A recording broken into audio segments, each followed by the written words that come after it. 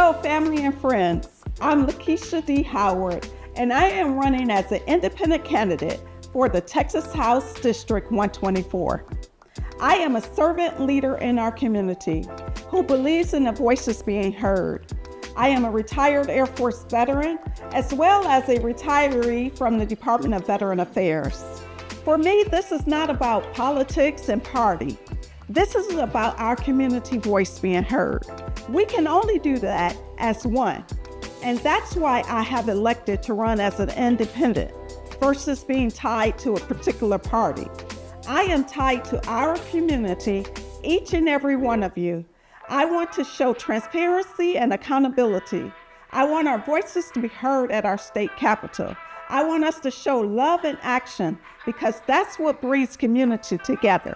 So vote for me in November 2026 as your independent state representative for District 124. I'm Lakeisha Howard. I love each and every one of you, and I cannot wait to hear your voice.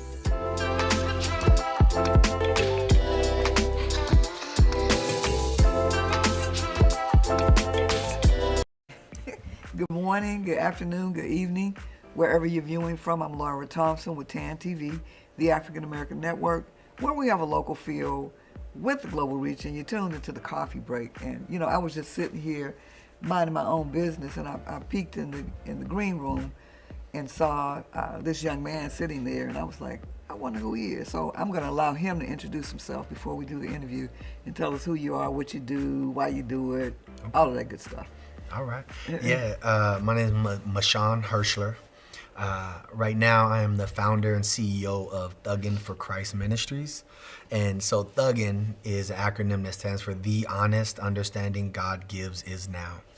And we have a local shelter right now for young men ages 18 to 24 over on the southeast side, where we do a lot of emotional intelligence, cognitive behavioral training, professional development. Myself, mom kicked me out at 9, 13 went to foster care, 17 I was already on my way to prison. Came back to San Antonio as an adult and lived in Haven for Hope for about 10 months and moved out in 2020. In 2023 we opened up our shelter. Wow, and so you moved pretty quick. Yeah. So that's Yes, pretty ma'am. phenomenal. So you talked about your mom kicked you out at 9. So what happened after that? How did you manage to make it through that part? Growing up in poverty, you only have a few options, and you really only have one option, which is you go into the street life. Unfortunately, my mom was a part of the crack epidemic, so she was using at the time. And today, me and my mom have a wonderful relationship. Awesome. She's clean and sober. At the time, though, she was in the middle of her addiction. And when I say she kicked me out, it was more of us staying at a trap house, and I wasn't welcome there no more because I was fighting. And surviving, I just went into the streets and was recruited by the street life. Wow. Yeah. And so drug addiction, you know, we look at it as a bad thing, and it is not healthy. But it happens, and it can happen to anybody. You know, you grow up, you're young, and you get into those situations, and you think it's cool. Yeah. And you think it won't happen to you. You think it's not gonna get me, but sometimes it does. And so and it really kind of dismantles your family situation. Facts. And so you know, but the good thing is that, you know, people have an opportunity to have a second chance, and it sounds like, you know, your mom Yes. had a second chance, and you were able to Definitely. reunite. So how does that feel, and when did that happen? It actually happened. She got clean and sober about roughly about 17 years ago. Awesome. I was still in the streets, and unfortunately, I was selling drugs and gang banging, and just a part of the whole statistic. That was the narrative. I was the person that you didn't want your kids to be around. Right. And she called me one time. She was in New York, and she said, "Baby, mama's sober, and it warmed my heart. Yeah, at the same time, I was already so deep into the lifestyle that I was living. It didn't make a difference at that moment. And my dad, my father, I didn't know my father my whole life. And so when I was about 22 was when my foster mom found my father. Wow. And so I was able to put the narrative together and the story. And so during that same time, my mom got clean, and then my father, we found my father, and he came back into my life. And then I ended up going to prison for 5 years. Wow. Yeah. But you made it. I did. Made it out. I did. And you're helping others. So at what point did you feel that it was necessary to, reach down and help some of the other brothers up? I mean, my whole life, I've always had a desire to help people. And despite my family upbringing, so I am mixed, black and white, and the white side of my family were very racist. Growing up, they kicked my mom out and they denied me. And so there's always been that family dynamic that I've desired the most. And even growing up in foster care, I just wanted to just help people not go through the pain that I went through. And growing up in that lifestyle, you carry a lot of weight, you carry a lot of pain, especially from the lack of family environments. And in 2019, we was here in Haven for Hope, and that was the lowest point of my life. And I cried maybe for about 3 months. I woke up at 5 o'clock in the morning. From 5 to 5:30, I cried. 5:30, I took a shower. 6 o'clock, I woke my wife and my son up to get them ready for the day. But every time I was crying, I wasn't just crying out of sadness or poor me. It was me crying out to the Lord and just asking God, like, man, just save me and help me. And Christ spoke to me. He said 3 words. He said, I was there.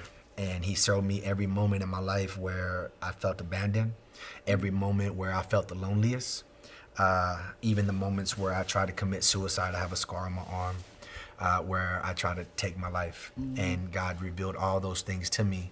And at that moment was the moment that I said, okay, now I see. And I want to give to people what he gave to me.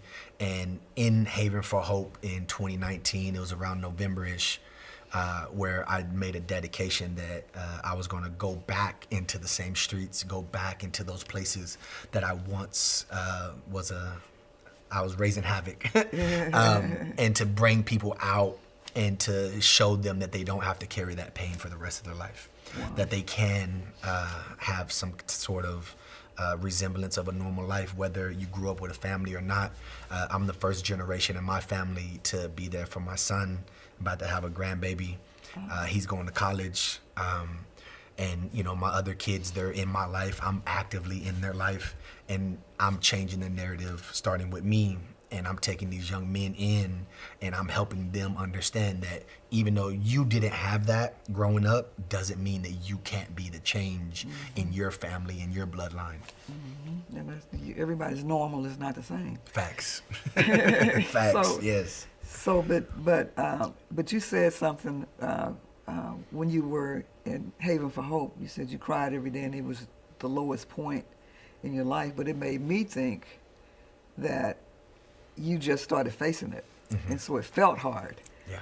So before it was like you were just doing what you were doing, and you weren't really thinking about self necessarily the way you were when you were at Haven for Hope. You had an opportunity to stop. Yeah. And reset, and it was like, wow. Can actually drown out the noise and hear the still calm voice, right? And during that time, it was a moment, because also during that part of that story was me and my wife was actually detoxing from methamphetamines at the time. And we didn't go through regular treatment. We didn't go through the 12 steps. It was just me, my wife, and my son. And me and her were detoxing, and my son just got in my life. I hadn't seen him in 8 years. Wow. And he was 12, and he came into my life. And his mom said, hey, either you take him or he goes into the system. Oh. And even though me and my wife was in the middle of detoxing in Austin, I just said, yes, that's my son. It's my responsibility. So I'm gonna take him despite everything else. And that's how we ended up here in San Antonio. And he was dealing with mental health and anger and stuff.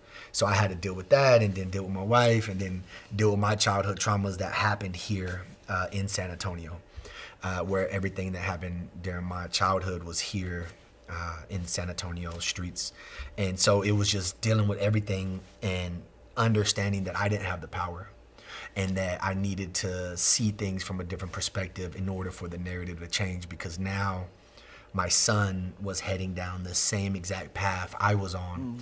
And in order to stop the path, I had to make the ultimate change. Wow.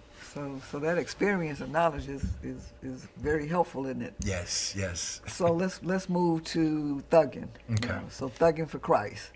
So when I got the call, it said, can you interview Mashaun? And I'm like, what does Mashaun do? And he said he has an organization called Thugging for Christ.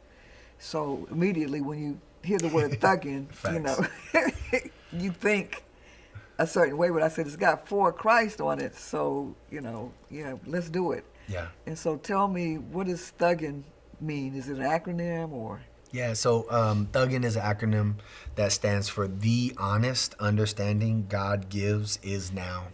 And we have a motto that says, when is now? In the middle of your addiction, affliction, as you sit and reminisce on your past pains and abuses. A thug for Christ is someone willing to mend the broken while guiding the lost, despite your circumstances, situation, and showing the unconditional love. Wow, so he's got it down. Yes, yes. So what's the mission of Thugging for Christ? The ultimate mission is to show love, right? That is the purpose of what we do.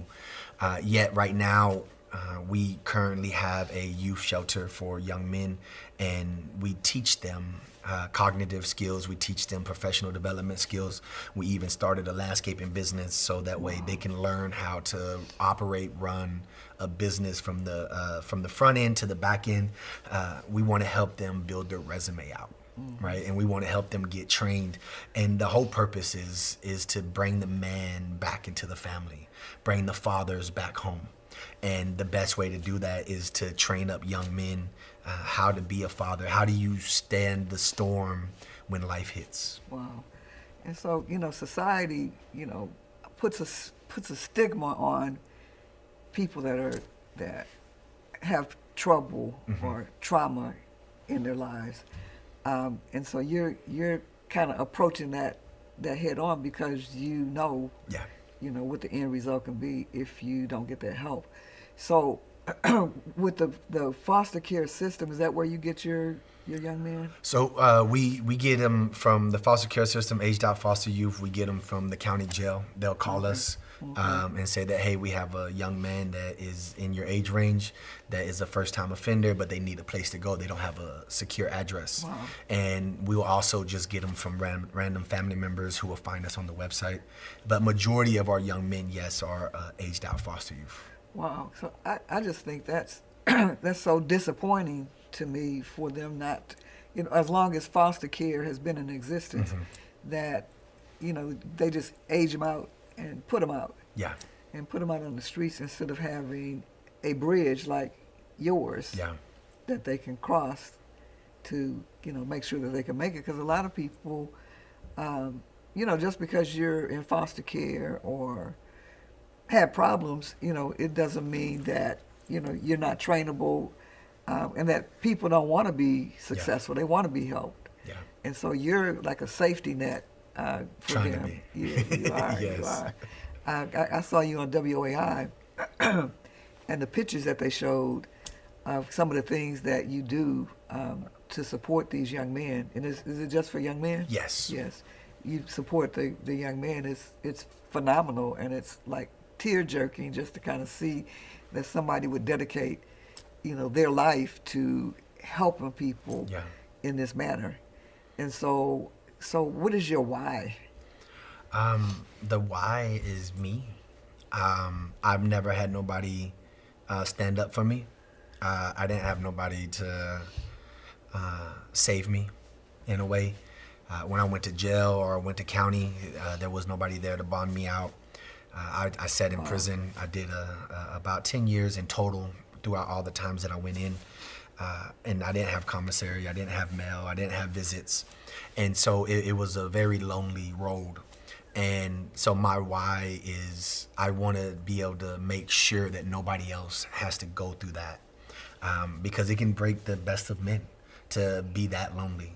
And to be able to see these young men transition from a lack of trust, a lack of support, or a lack of belief in themselves mainly, to seeing them start trusting people and start dreaming again, it brings me satisfaction, and a part of myself gets healed every time. Wow. Every time one of the young men gets saved or they move on or transition to another phase in their life. And even if they leave us and they go off on their own and they come back months later or a year later and they're like, hey, Mr. Sean, this is what I'm doing, right? Thank you for believing in me. Thank you for fighting with me, right? Thank you for this.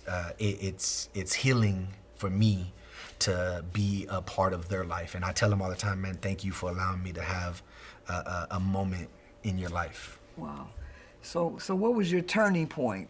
You know, you went through all of this. You went through Haven for Hope. You did your crying. So what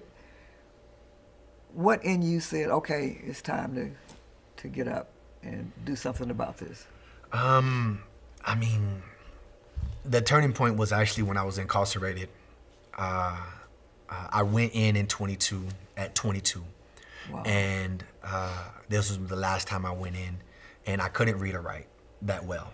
I was still illiterate in a lot of ways. The school systems put me through the workforce, and so I didn't get properly trained on how to read and write. Right. And so when I went to prison the last time, I taught myself how to read and write and put myself through college while I was in there. Wow. And I went to the graduation stage, and the lady handed me the pamphlet with everybody's names on it, and I saw a little asterisk at the side of my name, and I'm like, man, what is this? What does this mean? Right. And she looked at it, she goes, oh, it means that you graduated with honors.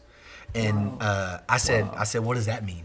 Right? Because obviously, I'm not educated. Yeah, what does that mean? And they're like, oh, that means that you had one of the highest scores in your class, 3.0 GPA, and at 3.5. And I said, no, that can't be right. I've been told I was stupid my whole life. I've been told I was slow my whole life. That can't be right. And she went back, she checked it, she came back, she said, no, Mr. Hirschler, you're graduating with honors. You have a 3.5 GPA. And I walked across the stage. They had it like a regular ceremony, even though it was in prison. It felt real good. They dressed us up in suits and stuff. And they handed me the diploma. And at that moment, I realized that everything that I knew up until that point was a false reality. Mm-hmm. And that by gaining this education, it opened up a new world for me to explore and to embark upon. And from that day forward across that stage was the day that I decided that my life and my kids' life was going to change. Wow, and that's a deadly combination, because you learn how to survive first on your own.